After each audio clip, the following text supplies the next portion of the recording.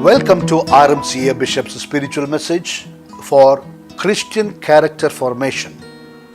Let us begin this small reflection with a short prayer. O my God, strengthen my faith. May I hope with the greater certainty. May I love with the greater ardor. May I have greater sorrow. O my God, grant that I may always be prepared for death, that I may fear your judgment, that I may escape hell, and that I may merit heaven.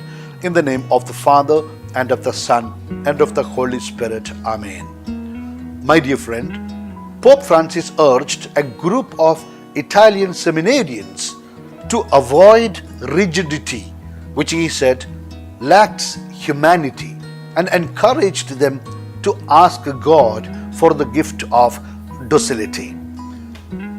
Pope said on 10th June 2021 that clericalism is a perversion of the priesthood. It is a perversion, and rigidity is one of its manifestations. When I find a rigid seminarian or a young priest, I say something bad is happening to this one on the inside.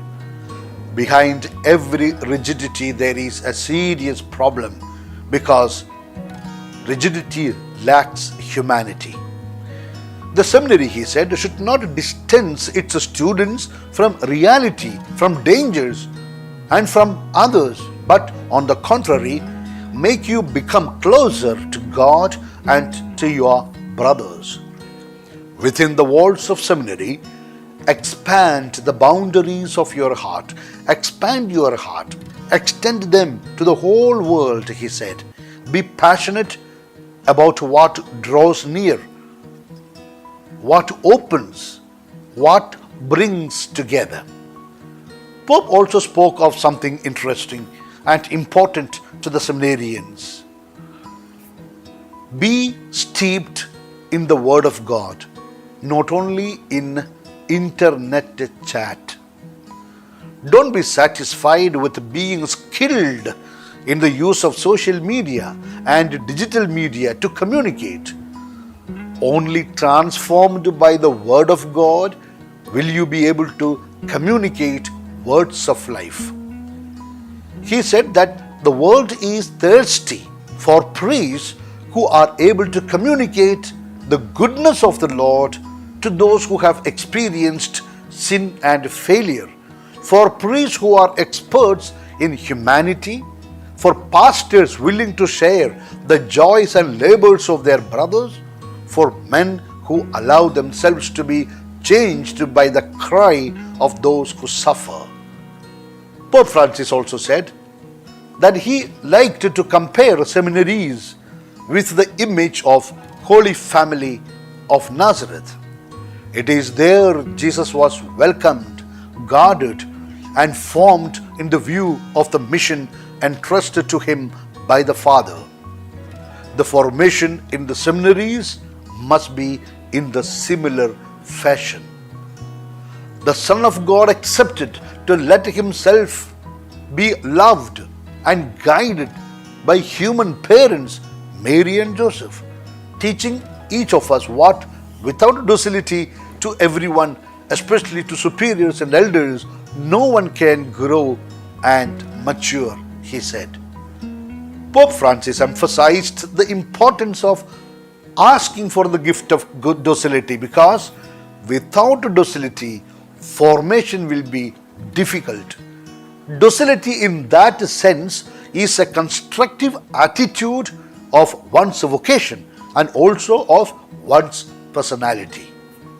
To the formators in the seminaries, Pope Francis advised, may the seminarians learn more from your life than from your words, as happened in the house of Nazareth, where Jesus was formed at the school of Joseph's creative courage, simplicity in lifestyle, humility in relationships, and authenticity in spirituality.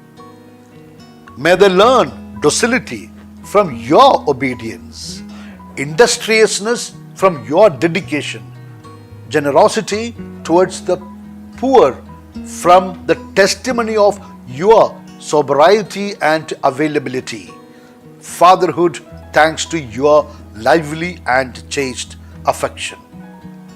Reflecting on St. Joseph's chastity, Pope Francis explained the virtue of chastity as freedom from possession in all areas of life. Only when a love is chaste, it is truly love, he concluded.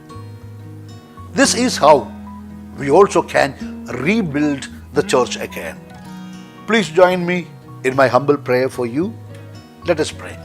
Eternal Father, grant your child the humility to be obedient to your commandments and thus to be blessed in everything and protected from all evil. Lord Jesus, keep your child close to the church, your mystical body, and give courage to defend her faithfully. O Holy Spirit, kindle in this child the fire of faith in one Creator God, in one Savior Jesus, in one holy Catholic and Apostolic Church, and in universal brotherhood. Now, my dear, I give you my apostolic blessing. May Almighty God bless you, the Father, the Son, and the Holy Spirit. Amen. It is good, my dear friend, to listen to these talks every day, one in the morning and another in the evening. Wish you all the good things in life. Yours, in the mission of the church, Bishop Franco Mullaikal.